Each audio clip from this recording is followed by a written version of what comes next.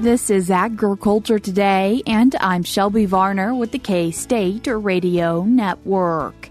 Today's show starts with two segments from K-State weed specialist Sarah Lancaster and K-State Extension agronomists Tina Sullivan and Logan Simon as they discuss soybeans, sunflowers, corn, grain sorghum, and summer annual forages as double crop options for growers after wheat harvest. The group also mentions what weed control should be considered and the concern of volunteer wheat. K-State dairy specialist Mike Brouk ends the show, passing along the latest data from the administrator of the Central Milk Marketing Order and what producers might expect to see for the remainder of 2025 into 2026. That and more is coming up ahead.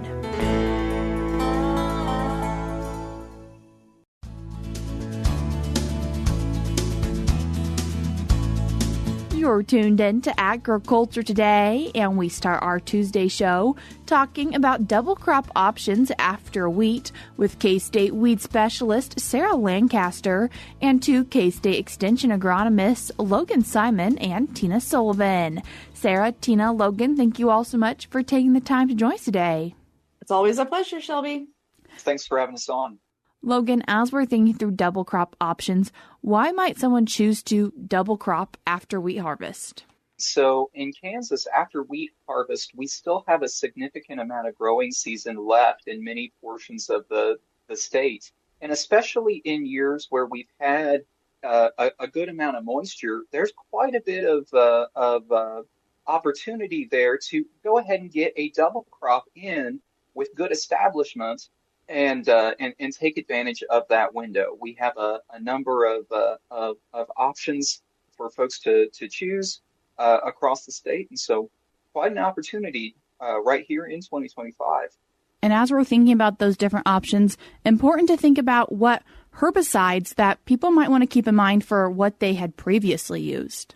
Yeah, Shelby, one of the things about double cropping is that you kind of have to plan for it a little bit in your wheat crop, because a lot of the herbicides that we tend to use in our wheat crops are group 2 or ALS inhibiting herbicides. So that would be things like Glean or Ally. And oftentimes the herbicide that's left in the soil after we make that application to control weeds in wheat is going to present a problem for emergence and growth of the subsequent double crop. So just being aware of what you've used in your wheat and how that might affect your options for double crop. So just because you've used a herbicide that tends to have a longer crop rotation, like a Glean type of product, we do have, in particular in corn and soybeans, some varieties and hybrids that could tolerate some of those residues. So just kind of being aware and knowing what your options are there is important for herbicide carryover considerations. The other things that folks can do, obviously double check your label. Bioassays are an option. At one point, I think it was last fall, at some point, shall be an e-update article on the subject of bioassays, if you want to link to that in the show notes. And Sarah, commonly when we talk about weeds, you mentioned starting with a clean field is really important. So what might people want to do for double crop? Right. Start clean, stay clean is kind of one of the bumper sticker slogans for weed scientists. And so that can be really important, especially as we have wet wheat harvest. We take that canopy off and all of a sudden the tiny little kochia, tiny little pigweeds that were lurking under the canopy kind of become monsters. So making sure that you have a good burn down program that includes some residual herbicides to carry through for weed control in your double crop is important. Some of the common herbicides that we might think about for burn down programs would include glyphosate, ferny grasses, and as well as volunteer wheat, which I think Logan's going to really focus on here in a little bit.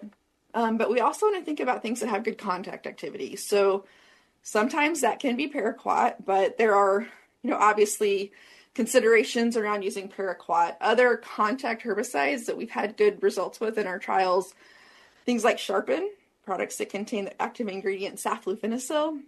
And there's a relatively newer product, it's kind of a cousin to Sharpen, called Reviton, that can work well too in burn down situations for pigweeds and kochia. So when we're thinking about what crop we could double crop with, wanting to start with soybeans, and Tina, what are some initial considerations for growers? But when we think about soybeans as a double crop option, it's probably one of our most common options, especially as we're heading into central and eastern portions of Kansas. For when it comes to the seeding rate, we need to increase our seeding rate, but we don't always have to change our maturity group. If we are going to change that maturity group, we need to go with a later number or a later maturity group or a bigger number. For fertility, even though we typically don't think of adding nitrogen to soybeans, in a double crop situation, we may need to consider adding nitrogen just because those nodules where they fix their own nitrogen, they're not going to have as long of a season to really get up and going. So giving them some nitrogen in those cases is good, especially if the wheat crop was a high yielding and soil nitrogen was depleted pretty well. So soil testing before the wheat harvest is recommended to get those nitrogen levels. If we're going to add nitrogen, don't go more than 30 pounds per acre of N. And it would be ideal to knife it in. If we can't knife it in, banding it to the soil surface can be acceptable. Do not place N in furrow with those bean seeds because then we can see a severe stand loss. They're not going to be very well protected to that nitrogen fertilizer and cause that burn. When we think about narrow row spacing, so that 15-inch or less, we often see a yield advantage compared to our 30-inch rows in those late plantings because we can get faster canopy closure. Kind of helps with that weed competition as well. And then kind of going back to planting a variety that's not too much later in maturity is important because if we do, we increase that risk that the beans may not mature before harvest, especially if we have long periods of drought that enhance that slower growth. The goal is to maximize the length of our growing season, so promptly planting as soon as we can after wheat harvest is critical for the double crop soybean option. What are some common yields we can see with double cropping soybeans? When it comes to yield of our soybeans, if we're comparing, that double crop versus full season in our lower yield environments, so less than 30 bushels per acre, double crop and full season are going to be about the same. Where we start to really see differences is in that high yielding, higher than 40 bushels per acre, where our double crop soybeans may have more of a yield drag compared to the full season. Tina, what about if people are considering using sunflowers? So for sunflowers, they can be a successful double crop option anywhere in the state as long as there's enough moisture at planting time to get the stand up. When we think about sunflowers, they need more moisture than the other crops we're going to talk about to germinate and to emerge because they're such a large seed. So stand establishment is important for them. Planting them immediately after wheat harvest on some of those, maybe it's a limited irrigation field, is a good fit to help with that stand establishment. When it comes to seeding rate, we don't suggest changing the seeding rate for sunflowers, but we would go with a shorter relative maturity. Utilizing these shorter season hybrids can increase our likelihood for those sunflowers to bloom and mature before a killing frost. And another thing to kind of think about, and I'll kind of turn this over to Sarah, is checking the herbicides that were used in the wheat for that plant back on sunflower. Sunflowers are another crop where we do have some ALS tolerant varieties. Just make sure you know if you have express sunflowers or clearfield sunflowers because that influences the herbicide that you need to choose there. For clearfield, you can use the Beyond product, and in Express Sun, it's Express. As we're talking about double cropping after wheat, important to also make the mention that it's very important to kill your volunteer wheat, Logan.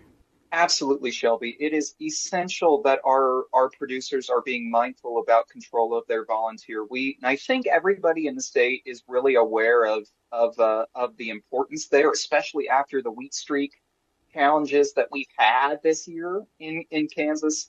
And so when we're thinking about going in and with these double crop options, it's important to think about how we are planning out our planting dates and our herbicides so that we are getting out there and getting that effective control of that volunteer and keeping that volunteer control to the best of our ability in that double crop, just to prevent that volunteer from acting as a green bridge for the wheat curl mites that spread the wheat streak mosaic virus. That was something as we were going around with Wheat Plot Tour this year, that was something we were really pushing, especially through central Kansas, where we think that potentially some of that volunteer that shows up in a double crop may be one of those less obvious sources of volunteers. So really essential that we be mindful of that with our double crops here in 2025. Are there circumstances that make volunteer wheat more likely? So cases where volunteer wheat would be more likely, and this is the cases where I actually see the jerk reaction is to go in and double crop, would be cases of hail. If we've had a hail event that knocked that wheat back, typically we see more of that wheat go down, more that seed drop out of the heads, and so we can see a lot more volunteer in those scenarios. Potentially in cases where we've got lodging, as we're working to pick that crop up, we might actually see a little bit more header loss in those cases as well. And so in those scenarios where harvest is less than ideal, and we might have more loss at the header before the crop even goes through the combine, those are cases where we know volunteer wheat's going to be a challenge, and we really need to stay on top of that control. Logan, Tina, Sarah, I appreciate you taking the time to join us today. Thanks, Shelby.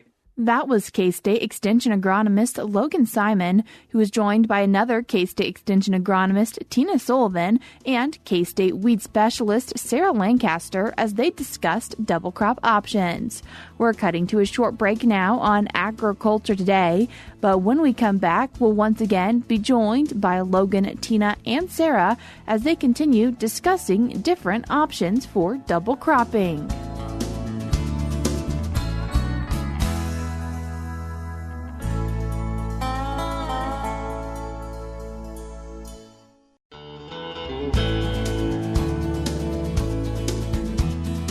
You're tuned back into Agriculture Today, and we continue our show and conversation discussing double crop options after wheat harvest with K-State weed specialist Sarah Lancaster and two K-State Extension agronomists Logan Simon and Tina Sullivan. Logan, as we previously discussed some different options, continuing that conversation in today's second segment, wondering about grain sorghum. Yeah, so the grain sorghum is probably our second most common double crop option in Kansas. We do see it fitting into a lot of systems, especially through central Kansas and on into even parts of western Kansas. When it comes to sorghum management in the double crop scenario, it's important to make some considerations that help us for management that help us maintain yield potential. So as we go into a double crop scenario, we see some really good advantages from increasing our seeding rate and narrowing up our row spacing, kind of similar to the way that we think about soybeans and their management. The other thing around this would be your fertility management. And I know in our last segment, we mentioned the importance of sampling and knowing what your residual nitrogen looks like. That's especially important for grain sorghum and our crops that we'll talk about later in this segment, as they have a significant nitrogen demand. So we need to be planning on following wheat, where we think we've probably depleted most of that residual N, making sure that we're going out with an adequate rate of N to meet that crop demand and reach that yield potential. When it comes to grain sorghum, the other thing that we want to keep in mind here is that need to narrow up or tighten up our maturity. Grain sorghum is one of those crops that we sometimes do have a little struggle in some parts of the state with getting it to maturity, depending on planting date. And so to make sure that we've got that crop maturing and hitting and reaching physiological maturity before frost, we definitely want to tighten that maturity up. Some other considerations here that I think are really important are going to be around weed control in that sorghum, and especially as we think about some of our traded sorghum options. And so maybe Sarah can share a little bit on that. Sure, Logan. As we think about herbicide-resistant grain sorghums, there's really two options that are kind of gaining popularity in the marketplace. One is the double team grain sorghum. So the herbicide there would be First Act. The active ingredient is quizalofop. Quizalofop is also the active ingredient that is used in coaxium wheat, aggressor herbicide. It's basically the same thing, different package. Okay. So as we think about our options here, we want to make sure that we're not following a coaxium wheat with a double team grain sorghum, because we won't be able to control the volunteer wheat, number one. And number two, it's just not good for herbicide resistance management, right? So kind of two things there. The other system would be the iGrowth grain sorghum system. The herbicide there is Imiflex, and the active ingredient is imazamox. Now, we've already talked about imazamox today in terms of Clearfield sunflowers, right? That would be Beyond in Clearfield sunflowers. It's also Beyond that would be used in Clearfield wheat. So similar to the story about the double team, we want to make sure that we're not following a Clearfield wheat with an iGrowth grain sorghum for all of those reasons. Now, flip-flop, if you plant a double team grain sorghum after an aggressor wheat, you could get really great volunteer wheat control that way, because alfalfa is great on annual grasses, especially when they're small. What if people want to use corn for double cropping? Yeah, so probably one of our less common options, but is something that we do see, especially through that south central and southeast Kansas corridor. Double crop corn can be a viable option for some producers. Typically, when we think about utilizing double crop corn, we're usually thinking about a producer that's looking to get some more silage acres. Most of the double crop corn acres that I see are coming off for silage. In these cases, what we really want to be mindful of is tightening up that maturity. Certainly, that is what makes corn kind of an iffy option for double crops. So tighten up our maturity. Very short, that 80 to 95 day relative maturity. But one thing about corn in a double crop scenario is we really don't want to be doing anything like changing up our seeding rates or anything like that. That we typically can keep about the same. But really the biggest thing is tightening up that maturity. Even in a silage system, the starch in that grain is very important as a part of that silage. And so we do want to get all the way through to most of our maturity, certainly before we hit first frost. Tina, any pest concerns for corn? When we think about some of our newer pests, especially looking back at 2024, the corn leafhopper carrying the corn stunt complex should come to mind, as in 2024, the acres that really got hit hard in southwest Kansas was that double cropped corn or late season corn. Not saying they're the same thing, but kind of that's where we've seen a lot of damage with the corn leafhopper, because right now, whereas we're trapping, we're trying to see when they come in to the state for here in 2025 across 32 counties. The corn leafhopper prefers young corn, so that V1 to V6 stage, yet we might not see symptoms if it gets infected until later into the reproductive phases.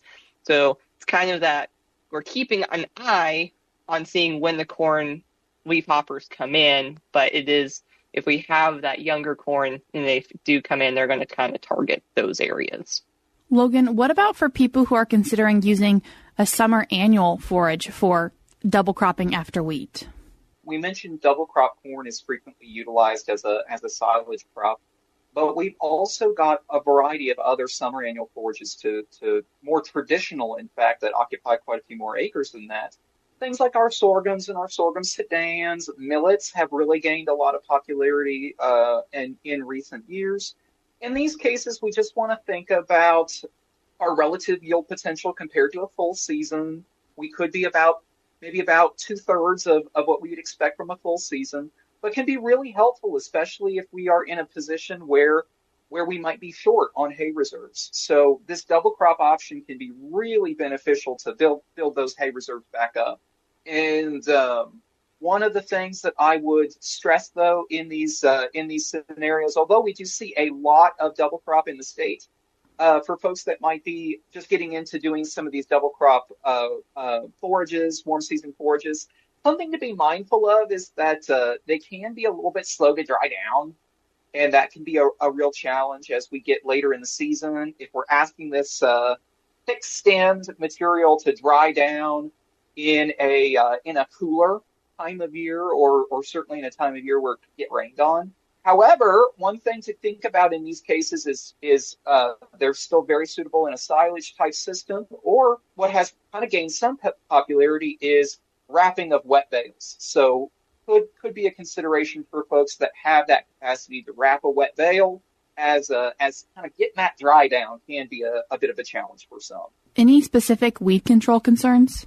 The big thing that I probably should have maybe jumped in on the soybeans is just late pigweed, and maybe this is something to think about. Like, any of the weeds that were present in the wheat field when the combine goes through are going to be especially difficult to control, because the combine has come in and taken off most of the growth that would be used to take in the herbicide, right? So now you have weeds that are generally growing in pretty hot conditions. They're half the size they used to be. They don't have any leaf surface area. So in order to get good herbicide uptake and good coverage on your herbicides, you actually kind of need to let those weeds regrow just a little bit, right? Which is kind of a dangerous proposition, because it always rains during wheat harvest and really messes things up, right? And so then you get kind of behind the eight ball a little bit, and your weeds can grow too fast, because that's the other thing, right? Is it's prime growing condition for most of the weeds we're going to struggle with in these double crop systems. They're going to grow very quickly if we don't get them controlled ahead of the crop. So yeah, big pigweeds and late planted soybeans is a problem. Logan, Tina, Sarah, I appreciate you taking the time to join us today. Thanks for having us. Thanks, Shelby. That was K-State weed specialist Sarah Lancaster, and she was joined by two K-State Extension agronomists Logan Simon and Tina Sullivan as they discuss double cropping options, as well as what to keep in mind when it comes to weeds in double crop systems. If you'd like to read more on this topic, you can do so by checking out a recent Agronomy E-Update article from the June 5th E-Update. This article is titled Double Crop Options After Wheat. You can also check out an article titled Cover Crops Grown After Wheat Harvest for Forage. You can find these articles for yourself by going to eupdate.agronomy.ksu.edu, or I will also link them in today's show notes on agtoday.net. I would like to remind you that if you've missed part of today's show or have missed previous shows and would like to catch up with Agriculture Today, you can always find the shows by going online to agtoday.net or by searching for Agriculture Today on your favorite podcast streaming platform. We're cutting to a short break now on Agriculture Today, but when we come back, we'll be joined by K-State dairy specialist Mike Brouk for this week's Milk Lines. We're now cutting to that short break.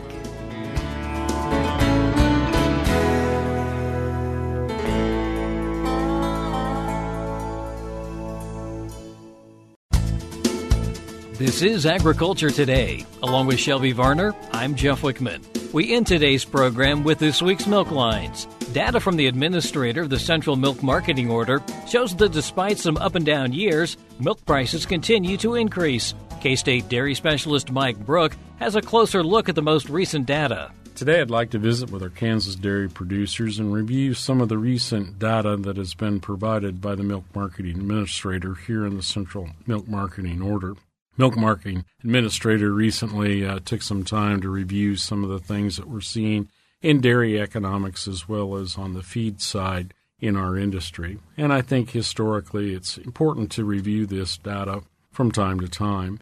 As we look at milk prices over the last 10 years or so, we've seen a steady increase in milk price. There's a lot of volatility in that, but year over year, there is a general increase in the milk price that you're receiving for your raw milk. Some years may be down a little bit on average, and other years up.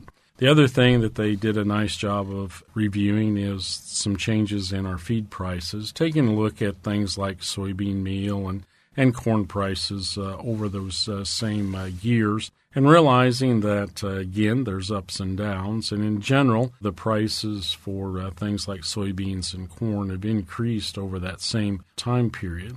However, as we look at the near term, what's been going on here in the last couple of years, we've actually got a little bit of relief of the price of feeds. And one of the bright spots for us in the dairy industry right now is the value of our slaughter cows. And as we look at that, there's been slight increases over that past 10-year period. But here recently, in the last 3 years, we've seen some very significant increases in the cull market. And many of you are experiencing some very nice gains when we look at the price of those excess bull calves and crossbreed animals that you're selling off the dairy farm. As we move forward, though, one of the things that I always keep track of is what's going on with the milk-to-feed price ratios as we look across the United States. You know, if we look at 21, 22, and 23, we really struggled with margin in our dairy industry, looking at the price of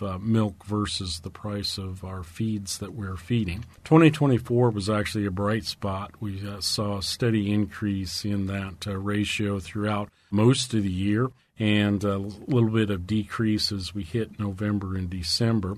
So as we come into 2025, we continue to see that decrease, that the milk-to-feed price ratios have continued to decrease each month. And we would expect, even though we're seeing lower feed prices, we're also seeing lower prices for our raw milk that we export from the farms. So we would expect that those ratios will continue to decrease. And likely for 2025, the way it's looking right now, we actually might see a less than average milk-to-feed price ratio in 2025 than we did in 2024. So many of those gains that we saw in 2024 are quickly being erased by changes that we see going on currently. And again, most of that is due to the more recent decrease in milk price that we're seeing on our dairy farms. So as we look forward into the finishing up 2025 and moving on into 2026,